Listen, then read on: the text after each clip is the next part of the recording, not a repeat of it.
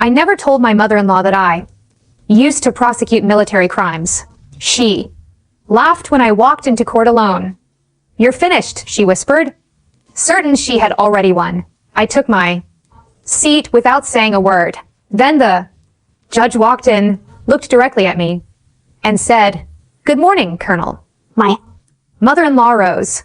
"Wait, what?" she whispered as the entire courtroom turned to look at me. I met her son at a government reception in the fall of 1987.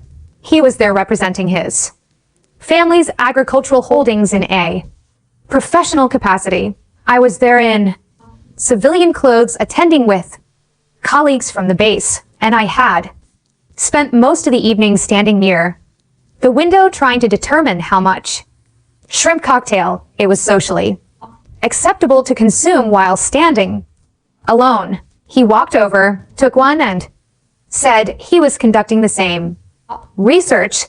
We were married 18 months later. His name I will keep to myself. I have not spoken it aloud to many people since the night I sat beside him in the hospital when the machines changed their rhythm, and I do not intend to start now. He deserves that much protection from the machinery of this story. What I will say is that he was the kind of man who built things. He rebuilt the dock behind the lake house twice with his own hands. The first time because the wood had rotted.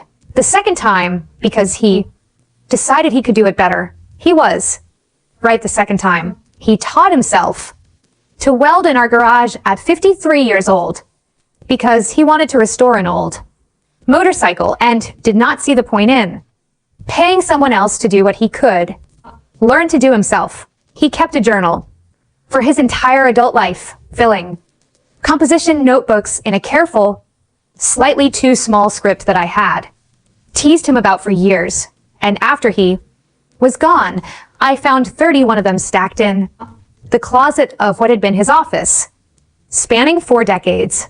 I read them after the funeral. I should not have done it all in one sitting, but grief does not have good judgment about pacing, and I read them anyway. What he had written about me over those 31 notebooks was not what I had expected, not because it was unkind, because it was so precise. He had noticed things about me that I had not known were visible, the way I went quiet before difficult decisions, not from uncertainty, but from methodology, collecting, organizing, arriving at conclusions before speaking, the way I avoided celebrating anything until it was completely finished, the way I scanned exits in any room I entered, automatically and without anxiety, the simple habit of someone who had spent 2 decades in environments where knowing where the doors were was professionally relevant. He had written about all of it with a warmth that was the specific warmth of someone who had loved a complicated person for a long time and had made peace with all the complications. I had not told him everything about my career. He knew the broad shape of it. 22 years in the Judge Advocate General's Corps prosecuting cases in military courtrooms across 4 countries, retiring at 50 with a record I had kept deliberately private for reasons that were partly professional and partly personal. I had seen things during those years that had left marks that were not always visible from the outside.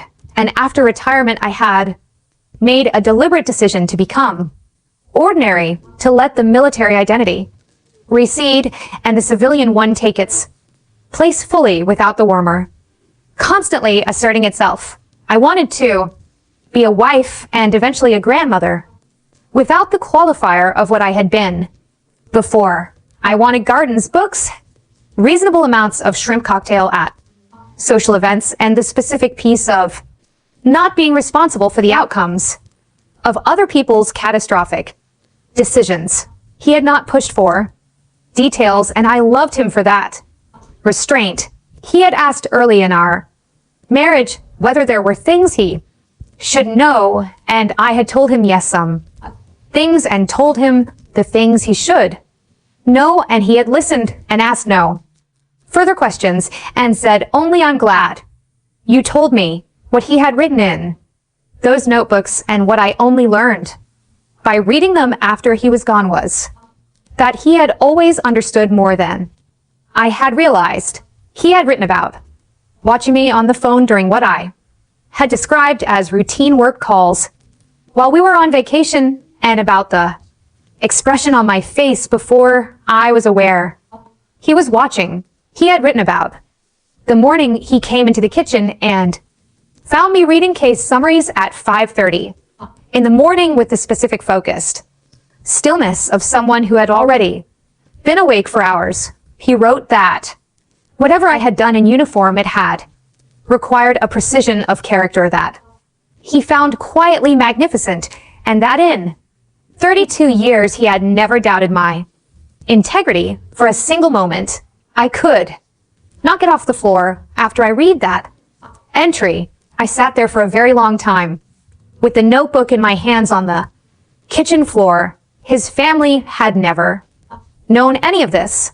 They knew I had worked for the federal government. They knew I had retired earlier than most people do. His mother, in 32 years of being my mother-in-law, had never once asked me what I had done. Not once. Not at a single family dinner. Not at a single holiday. Not in any of the hundreds of conversations we had had over 3 decades. In her mind, the pictures she had formed of me in the first year of my marriage to her son had been sufficient, and she had not revised it since. I was the woman he had chosen instead of the women she had imagined. For him, I was quiet at family dinners. I made competent suit during crises. I did not fit the social geography of the family she had constructed around herself, and the kindest interpretation of her behavior toward me over the years was that she had simply decided to stop trying to fit me in.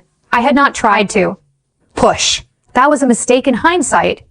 Not mine, hers, but I had allowed her to keep her picture of me, and she had taken my silence for confirmation that it was accurate.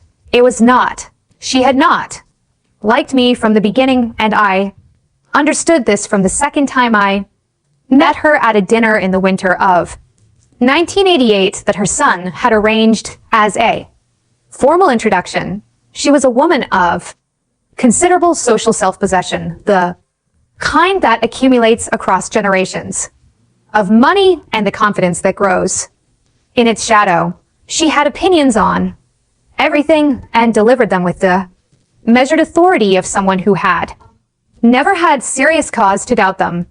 She had opinions on me that she delivered more carefully, not cruelly at first, carefully in the way that people do when they want to communicate something while maintaining plausible deniability about having communicated it. I was not what she had imagined. I was not from the right family, the right background, the right geography. I had grown up in a mid-sized city in a household where money was managed with attention and nobody thought twice about it. She had grown up in a household where money was managed by other people and discussed with nobody. These are very different ways of being in the world, and they produce very different kinds of women. And she had known within about 40 minutes of that first dinner which kind she had intended for her son. She never said it directly. That was the particular craft of her disapproval. In 32 years of marriage, she managed to make me feel peripheral to that family without ever delivering a sentence I could have held up as clearly unkind. She did it instead with the accumulated weight of 1,000 small calibrations. She did it with timing. She would begin a family story at the dinner table and let it develop past the natural pause, where I might have contributed, then continue without acknowledging the pause.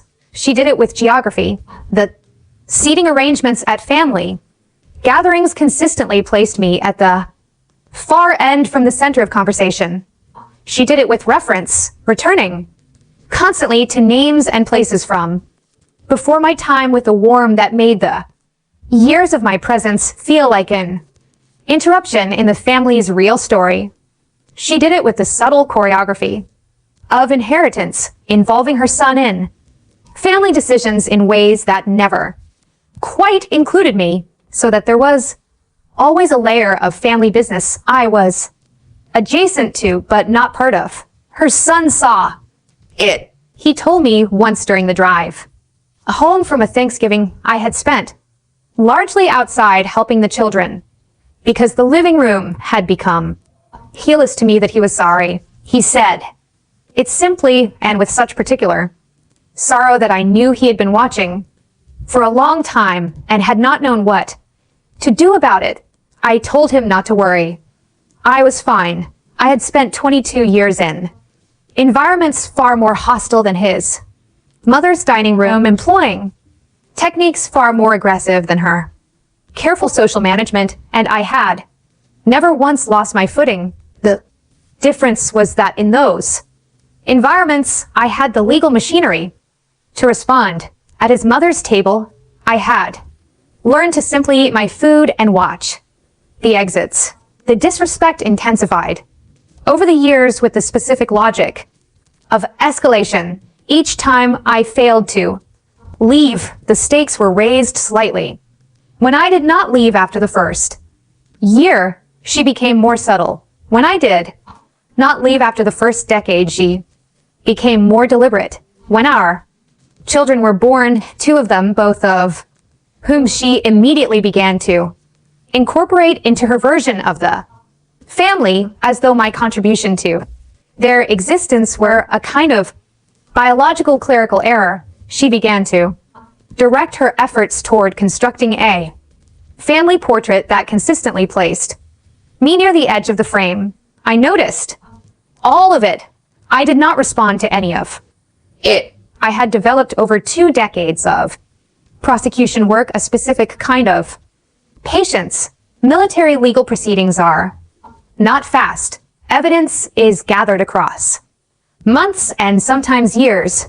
Cases are built document by document, testimony by testimony, in a process that rewards methodical accumulation over dramatic gesture. I had learned to watch and wait with a quality of attention that was not passive but was completely still on the surface. I had learned that the most dangerous mistake a prosecutor can make is to reveal what they know too early.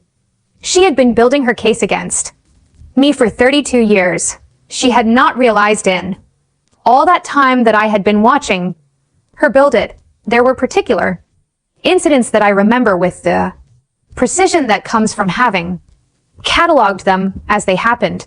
The Christmas, when she referred to me in front of a table of 12 people as her son's work wife with a laugh that made the joke seem affectionate while making the diminishment clear. The summer gathering where she spent 2 hours in close conversation with a woman who had dated her son before we met. The conversation conducted at a volume and with a warmth entirely different from any she had ever directed at me.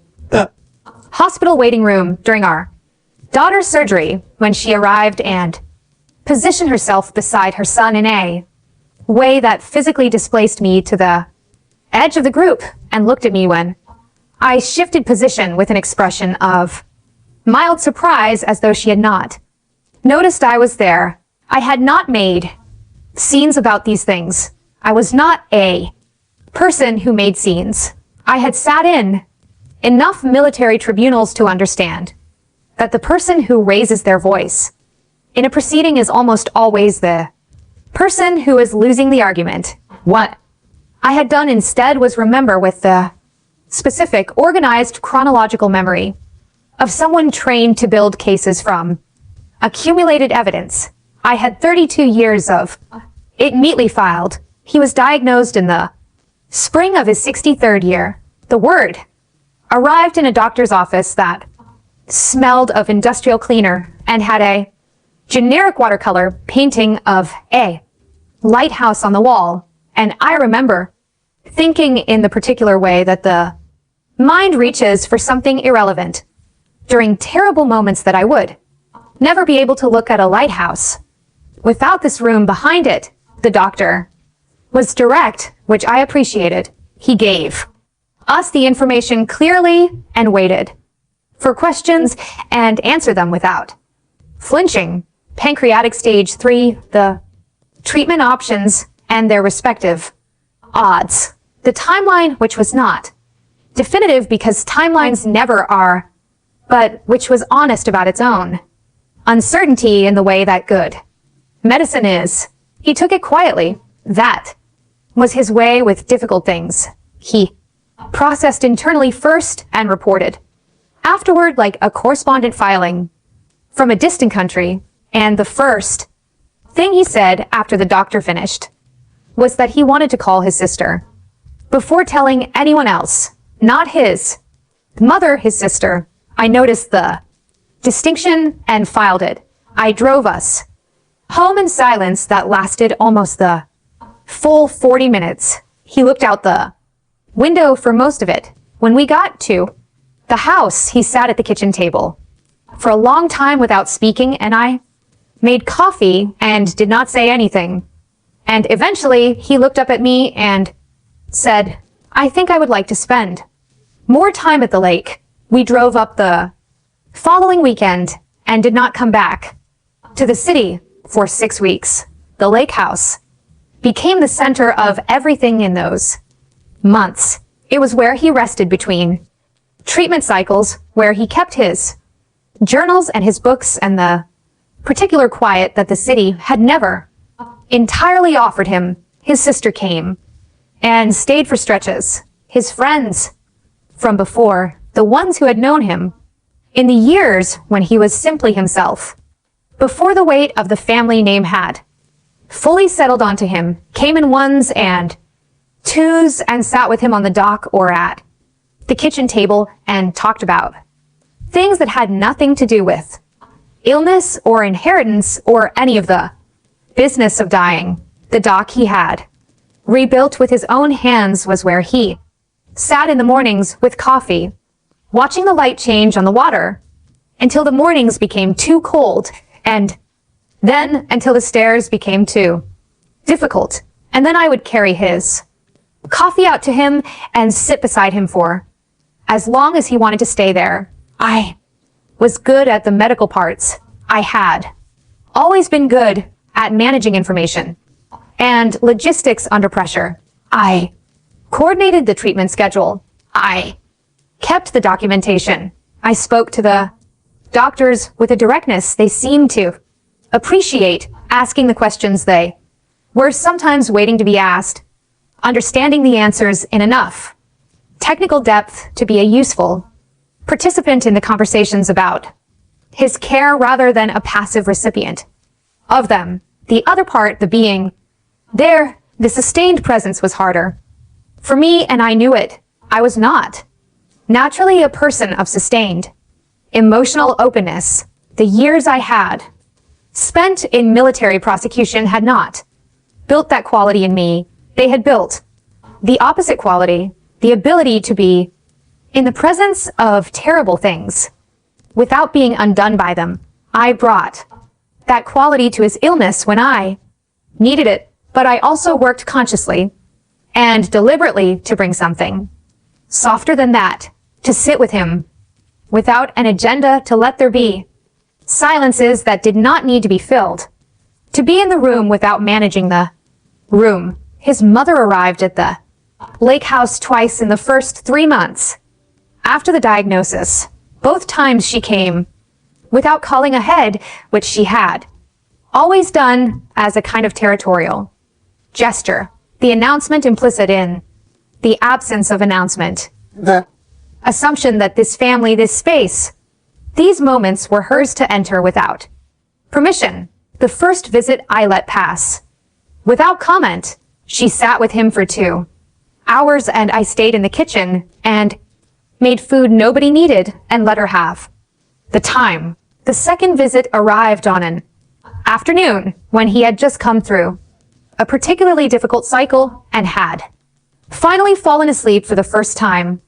In 2 days, I met her at the door and asked her to come back another time. She was not accustomed to being asked to come back another time. What she said in the 10 minutes that followed before she left was not shouted. She was not a person who shouted, but it was said with a precision and a coldness that I recognized as the thing that had been beneath the surface politeness of 32 years.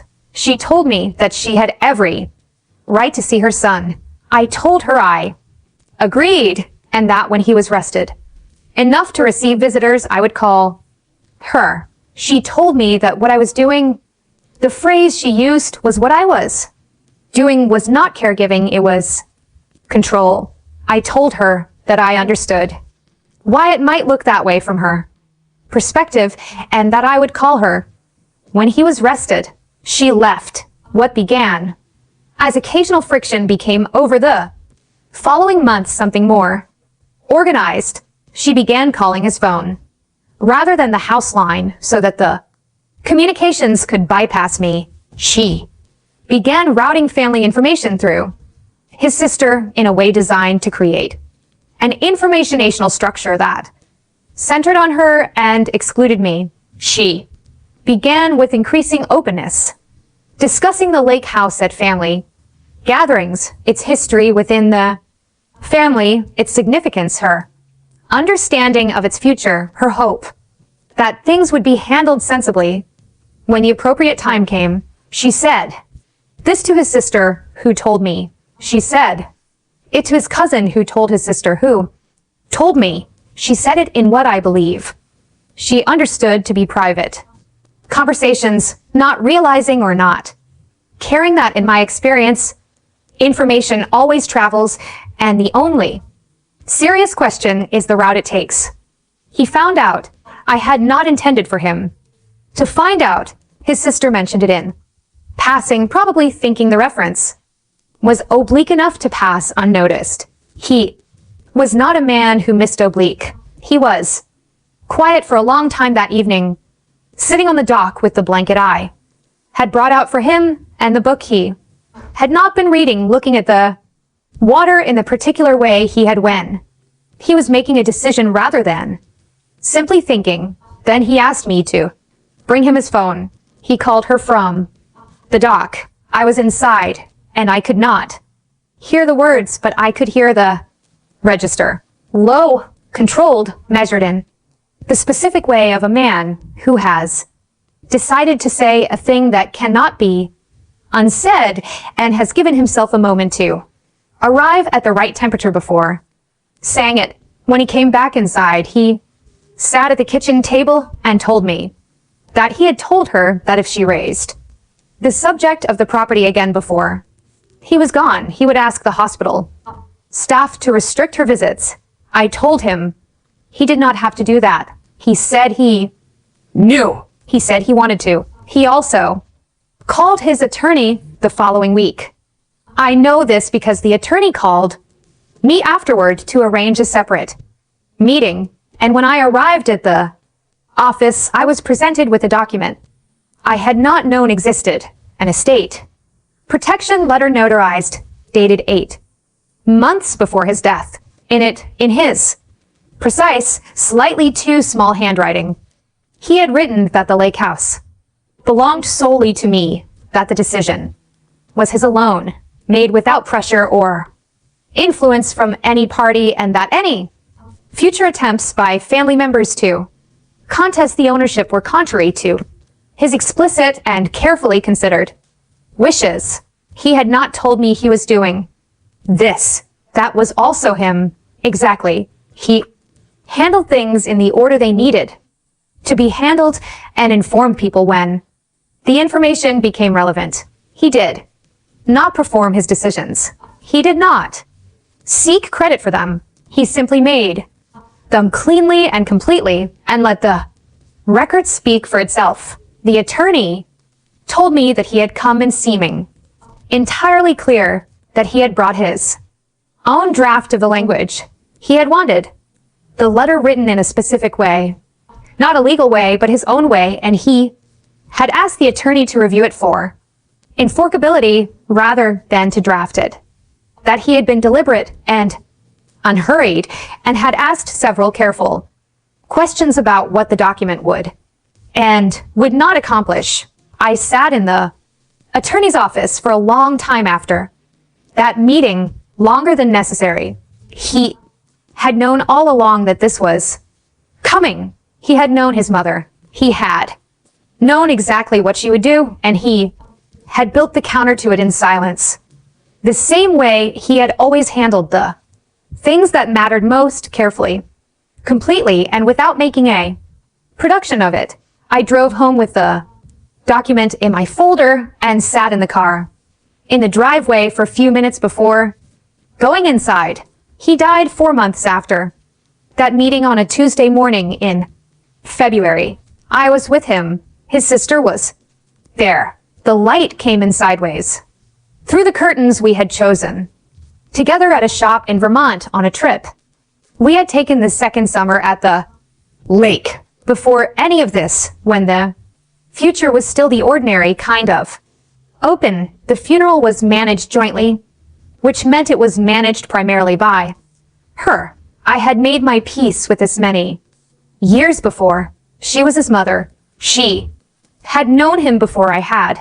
She had a claim to the shape of that ceremony that I respected even then, even in Greek, even with the full knowledge of what was already forming behind her careful expressions of sorrow. She wore black with the propriety of someone who had been composing herself for this moment.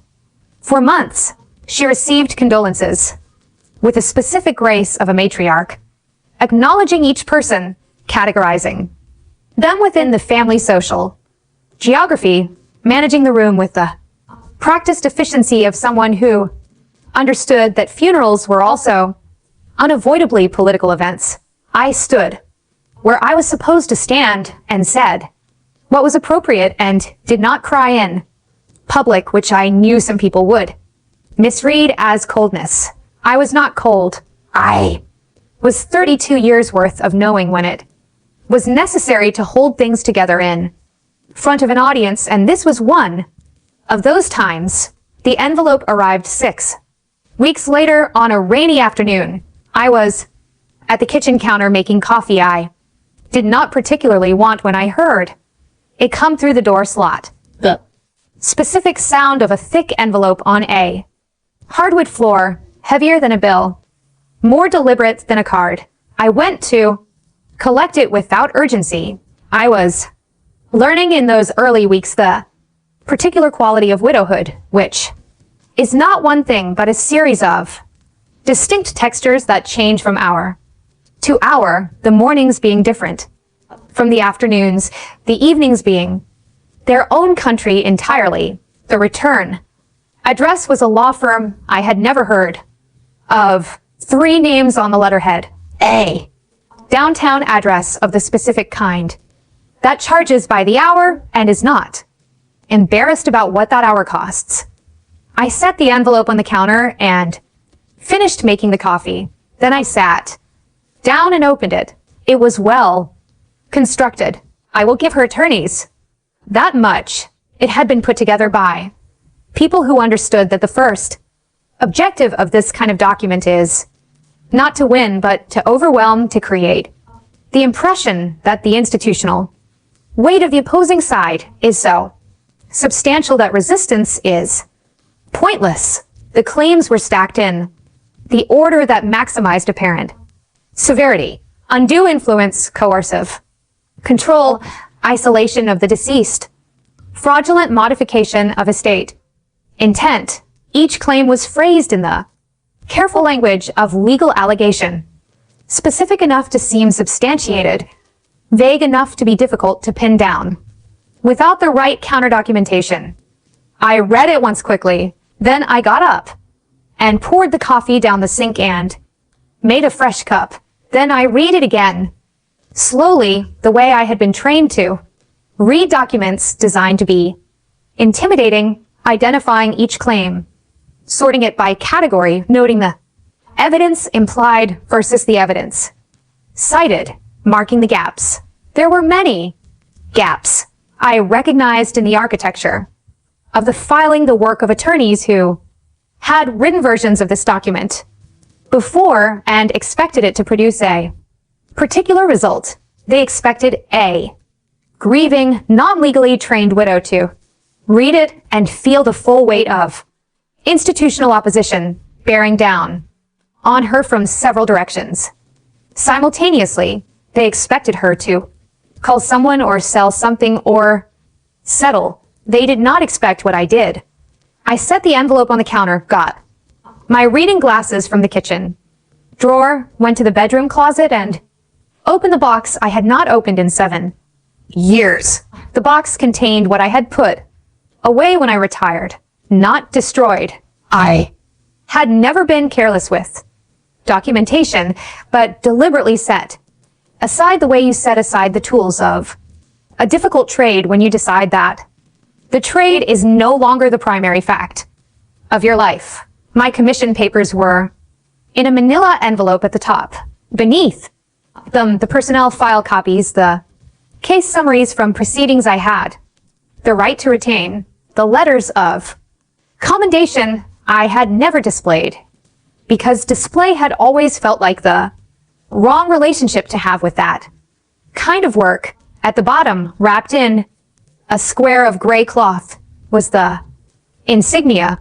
I held it for a moment. It was lighter than I remembered, or my hands were steadier than they had been the last time I picked it up. I could not tell which was true. I set it on the dresser and left it there and spent the next 3 days reading through my own documents the way I would have read through someone else's, methodically, without sentiment, identifying the shape of what I had and what it could establish. I was not going to hire an attorney. My children thought I should. They said it carefully, the way adult children say difficult things to parents who have been competent for a long time and whom they do not want to insult by suggesting that they need help. My daughter called twice in the first week. My son came by on a Saturday and sat at the kitchen table and laid out his concern with the specific logic of someone who had inherited his father's careful way of making arguments that self-representation was statistically disadvantageous, that her legal team was well-resourced and experienced in this type of proceeding, that the emotional toll of managing the case myself while also managing grief was a real consideration. I listened to all of it. I told him I had it handled. He looked at me the way he had looked at me as a child when he suspected I knew something he didn't. A particular look that involved being quiet for a moment longer than the conversation required. Then he nodded. What I knew and what I did not explain to him was this. I had spent 22 years in environments where the other side was better resourced than I was. Military prosecution was not a game of matching resources. It was a game of information, precision, and patience. The side that knew more prepared more thoroughly and waited longest without revealing what it knew was almost always the side that won. I had won that way more times than I had lost, and I had lost exactly twice in 22 years, both times on procedural grounds rather than evidentiary ones. I was not going to lose this on procedural grounds. I knew the procedure. I spent 2 weeks building the case I intended to make. I reviewed every claim in her filing and sorted them into 3 categories: claims that were false, claims that were misleading, and claims that were technically accurate but contextually deceptive in ways I could dismantle with the right documentation. I identified the documents I had that corresponded to each category. I identified the gaps in her filing, the things she had not addressed because she did not know they existed or because she had assumed I would not be able to produce them in a form that would be useful. She had not asked about the notarized letter. That surprised me when I thought about it. Either her attorneys had not known it existed, which was plausible since it had been prepared quietly and filed with an attorney she had no connection to, or they had known it existed and not believed it could be produced in a form that would hold up. Either way, it was a significant gap in prosecution work, a gap of that size in opposing counsels. Preparation usually means one of two things. They believed they didn't need to address it, or they didn't know it was there. I prepared to use both possibilities. She, in the meantime, was conducting the campaign I had anticipated. I learned about it through the channels I had always used to gather information in contested situations. The network of people who knew me well enough to pass things along without being asked to do anything inappropriate, and who understood the importance of what they were passing along. She had told the pastor that she was concerned about my stability. She had told his former college friends, the ones who were still within her orbit, the ones whose sense of the family story she had been carefully curating for decades, that she feared I was making decisions under the influence of grief that I would later regret. She had told mutual acquaintances that I had always been an outsider in the family, that her son had loved me in the particular way that kind men love difficult women, and that she was simply trying to protect what was left of his legacy. She had told at least 3 people that she didn't know how I was going to manage on my own without him. She meant this as a concern. What she was communicating to anyone who knew both of us was that she considered me dependent financially, practically, in every way that mattered, and that the contest she had initiated was a foregone conclusion. I documented all of it with the patience of someone who had documented far more complicated patterns in far more consequential proceedings, not because the personal testimony was necessarily admissible, but because it established the pattern. Because patterns matter in legal proceedings, because juries and judges are human beings who respond to the shape of a person's behavior over time, not just to individual acts in isolation. And the shape of her behavior over the preceding 8 months told a story that was very different from the one she was presenting in her filing. The manila folder I prepared was thin. That was intentional. I had never believed in overwhelming opposition counsel with volume. Volume suggests anxiety. It says, I am not sure which of these things will work, so I am giving you all of them and hoping you find the right one. The most effective documents I had ever used in prosecution were the ones that were exactly as long as they needed to be, and not a word longer. My folder was exactly as long as it needed to be. The night before the hearing, I did not sleep well, which was not unusual for the night before a significant proceeding. Some things the body does not unlearn, regardless of how many years have passed since the original training. I had spent 22 years sleeping badly before important courtroom days, and the nervous system, which has a longer memory than the conscious mind about these things, honored the pattern. Even 7 years into retirement, I lay in bed until 1:30 and then stopped performing the fiction of sleep and went to the kitchen. I made tea I did not particularly need and sat at the table with my folder open in front of me, not reading it.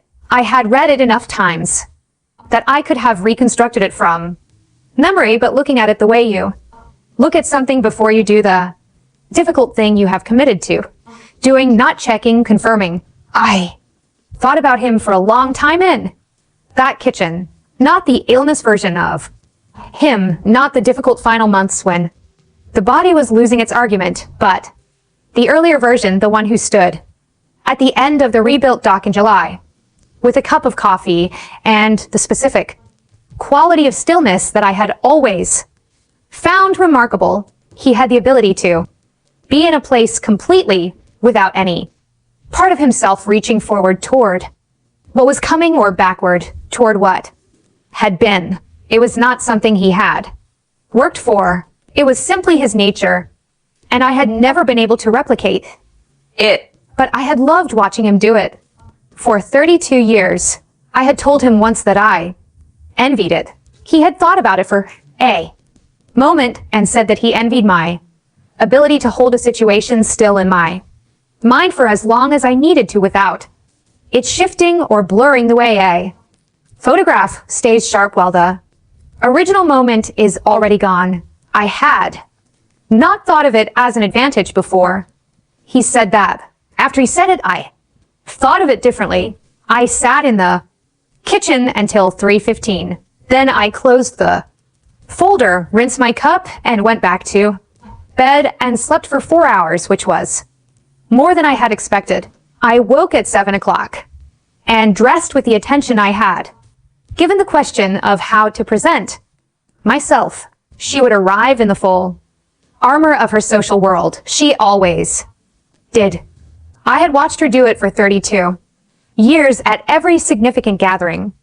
The careful assembly of an image designed to communicate a specific kind of authority before a single word was spoken. The right suit, the right jewelry, the right composition. It was, in its way, a skilled performance. I had always respected the skill, even while understanding its function. I was not going to compete with it on its own terms. That was a game I would lose, and more importantly, a game that was irrelevant to what I was actually there to do. I wore gray slacks and a dark blouse and sensible shoes that had been well made enough to carry me through a full day without protest. I wore my watches, actually, which I had been wearing since the hospital, the face still running 10 minutes fast the way he had always kept it, and I had never corrected it. No jewelry beyond that. I made coffee and ate toast and fed the cat, who watched the proceedings from the counter with the philosophical disengagement cat spring to all human urgency. Then I rinsed my plate and collected my folder and my coat and left the house. It was 7:15. The hearing was at 9 o'clock. I had always arrived 40 minutes early, and I was not going to change that.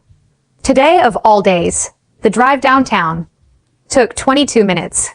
I had timed it on a Tuesday the previous week, to be certain, because the one thing I refused to do was arrive uncertain about something as controllable as timing. The morning was cold and gray, the kind of late autumn sky that sits low and does not intend to lift, and the city outside the windshield had the particular quality it gets before 9 on weekdays. Purposeful, unhurried, each person going somewhere, with the compressed energy of someone who has accepted that the day is going to be long. I parked 2 blocks from the courthouse. Another old habit. Proximity creates dependency. You spend the walk and thinking about the parking instead of thinking about what you are walking toward. And by the time you arrive, you have used up attention on something that did not deserve it. 2 blocks gave me enough distance to settle into the proceeding before I reached the door. The building announced itself the way carouses do, with stone and permanence, and the specific architecture of institutional seriousness. Tall windows, heavy doors, the American flag at the entrance moving slightly in the cold air.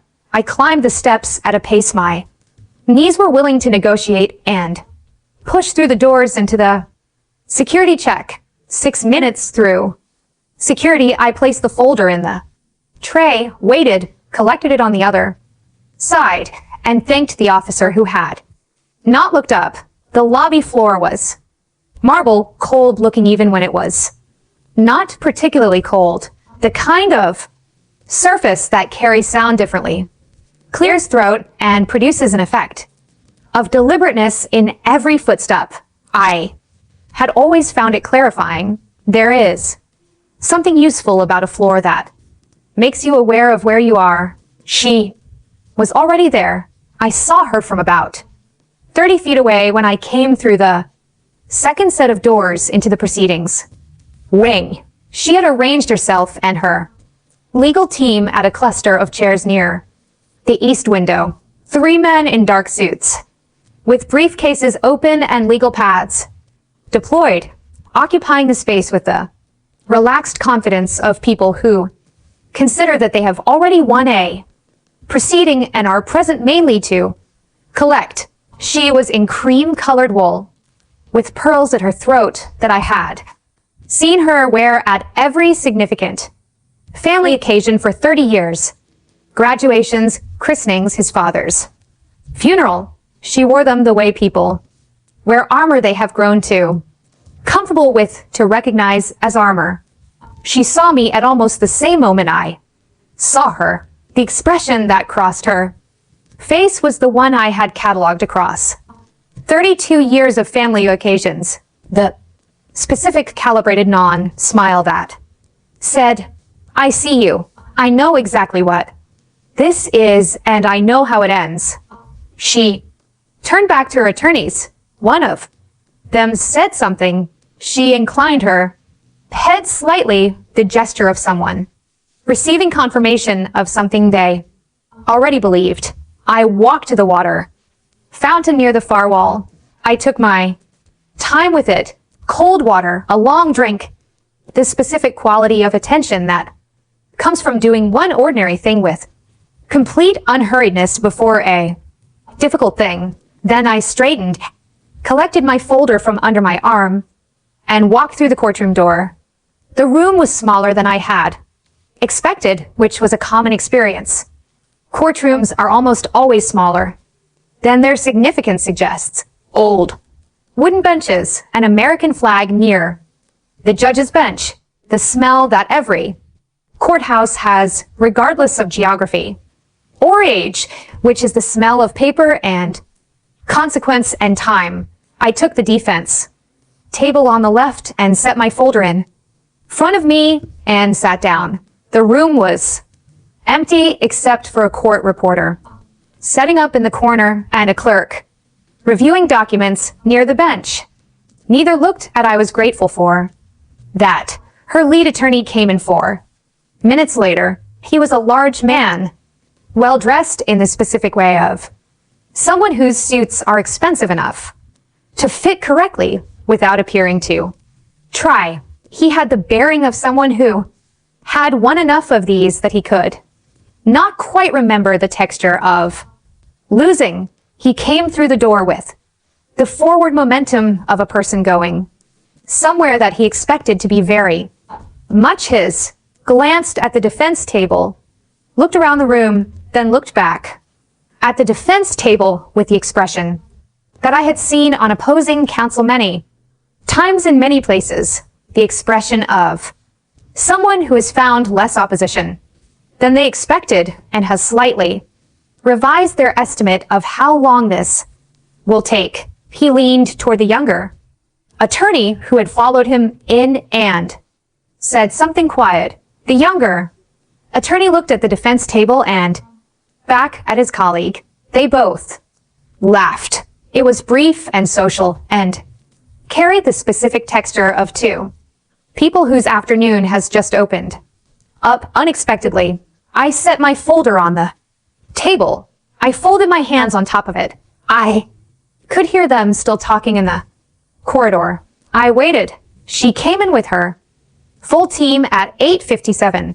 She moved with the practiced certainty of someone accustomed to claiming the best position in any room, taking the plaintiff's table, arranging herself with the measured deliberateness of someone setting a stage, jacket smoothed, water glass positioned, papers organized in the specific way that communicates Both preparation and confidence. The performance of readiness for an audience that has not yet fully assembled. She looked at me across the space between the two tables.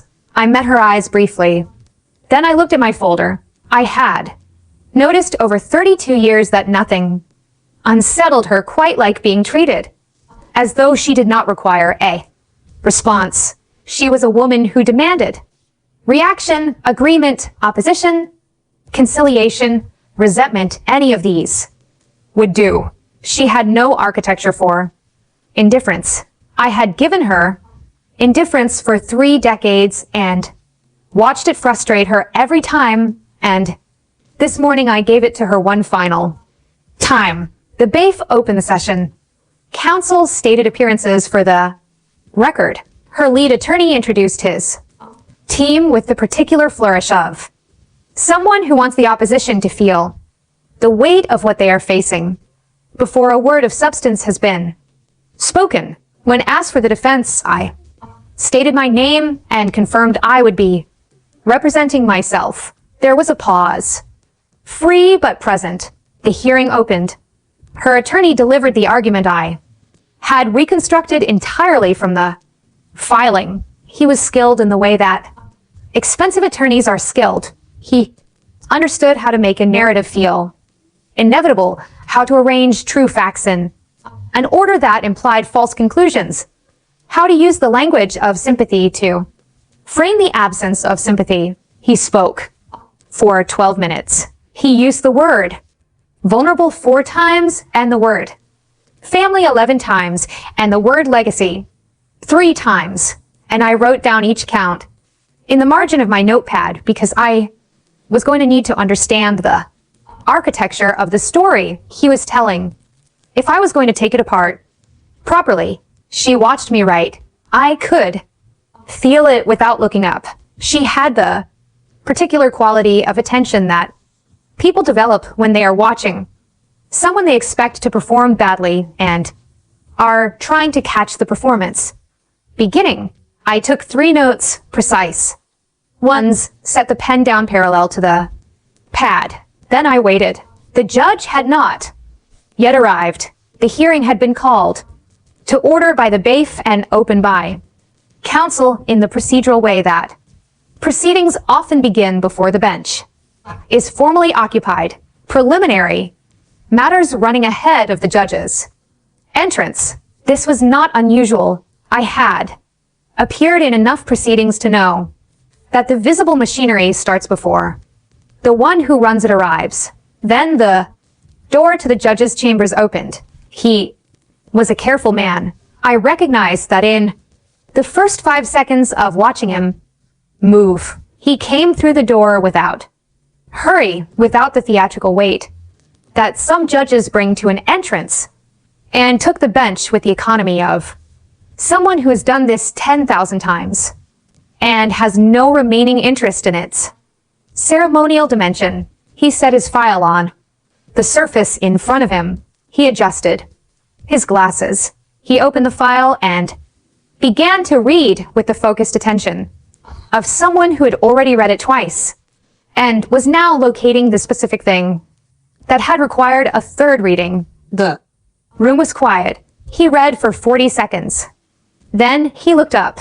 His eyes moved across the room in the methodical way of someone conducting a professional survey. The clerk, the court order, the gallery, the plaintiff's table with its 3 attorneys and the woman in cream colored wool, then the defense table, and stopped. For a moment, he was completely still. The expression that crossed his face was one I would not have been able to describe in advance, but recognized immediately when I saw it, the specific expression of someone encountering something they had not expected to encounter in this particular room, recalibrating with the quiet efficiency of someone whose profession has taught them to recalibrate without showing the work. Then he sat slightly straighter, and his voice filled the room.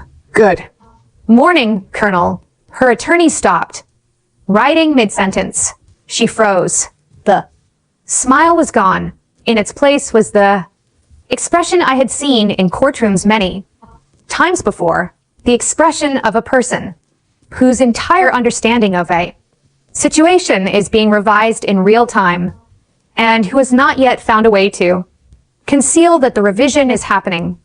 Colonel, she said quietly, almost to herself. Her lead attorney leaned toward her and spoke in a voice that did not carry. I watched her face while he explained 22 years for countries. The kind of record that does not stop being true because you stop wearing the uniform. She looked back at me. I had not moved. Folder closed, hands folded. The same stillness I had carried into 100 courtrooms before this one, in buildings that smelled of different things in different countries and had different flags near the bench and different procedural rules, but the same fundamental architecture. A table, a folder, a question the other side had not thought to ask. You are a lawyer. She finally managed this whole time. I looked at her for the first time all morning.